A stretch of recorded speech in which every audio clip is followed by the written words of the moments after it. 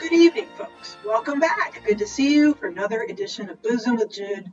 Today, I'm making the drink that I wanted to make last week when I was dedicating drinks to my international colleagues. And this is a quintessentially British drink because it is the favorite drink, or as close that I can approximate, right, of Queen Elizabeth II herself.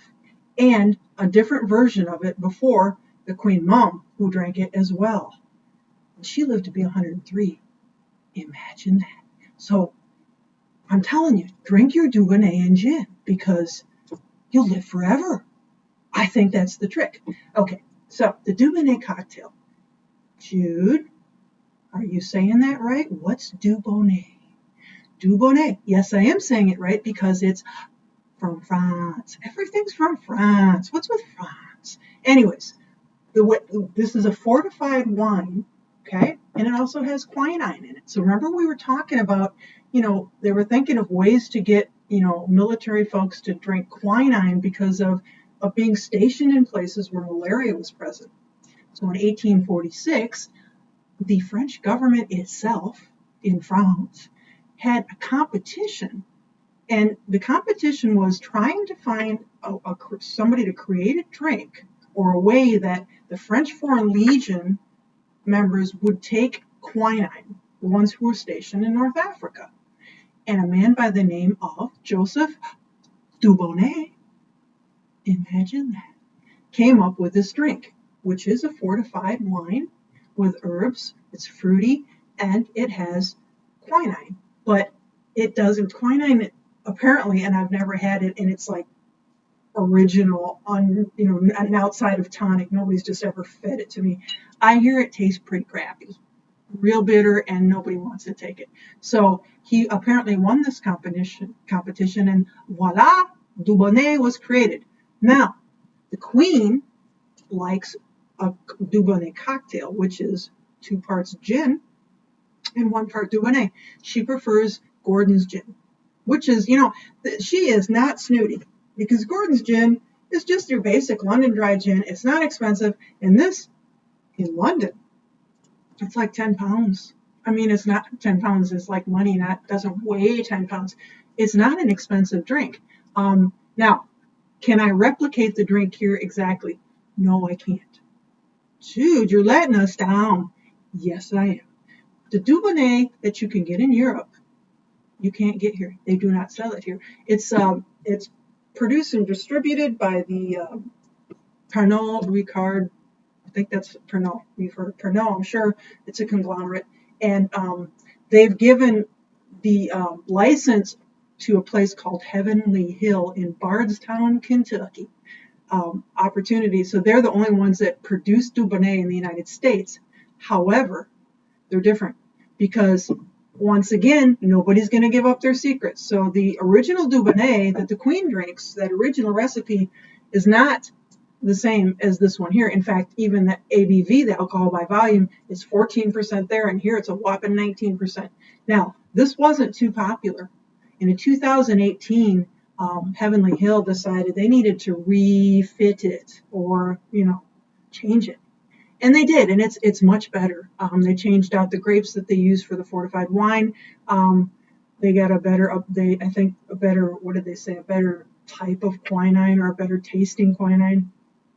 So it's not bad. It's not bad at all. And in fact, you can use this in place of any drink where you have sweet vermouth. It's quite an interesting drink.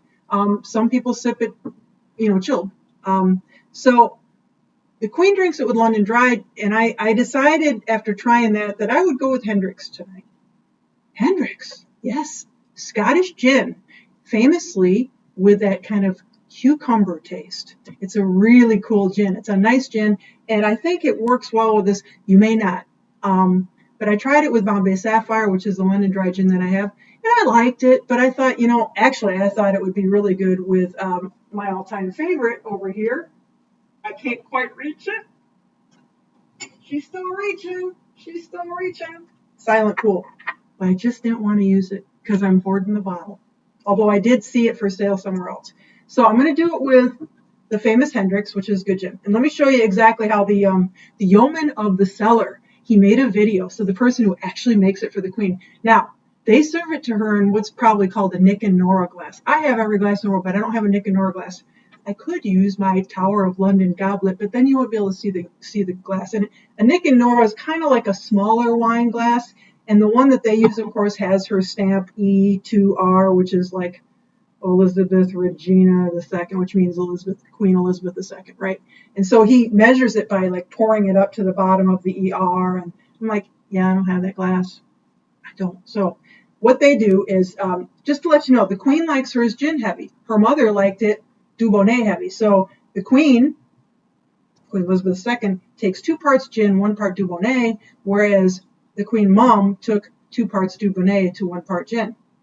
And so that surprised me because I always thought about the old gal as just really loving her gin. But she also loved her Dubonnet. And again, she lived forever. So drink your Dubonnet, children. Anyway, so, okay. So let's show you how they make it. Okay. I would, if I were doing this for myself and not showing you how the Queen takes it, I would probably put it in something and stir it. But I'm not doing that tonight. So 2 parts gin.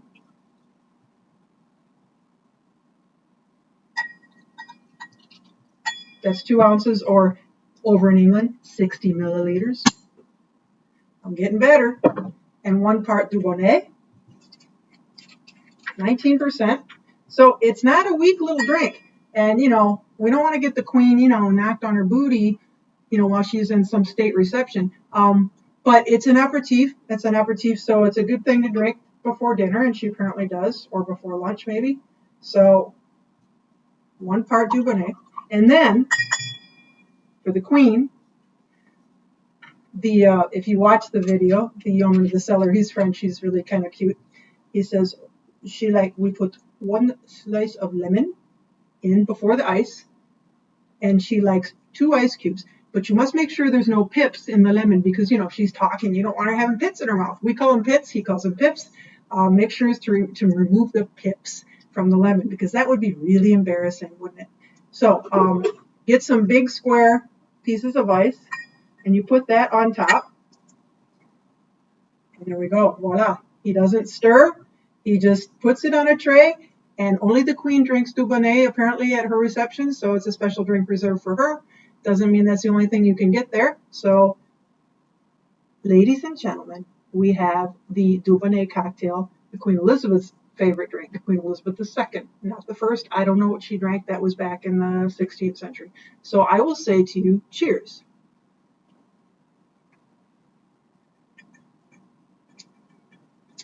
You know, it's not bad. It's not bad. She likes the ice on top of the lemon. You know what I think would be even better? God, forgive me for saying this.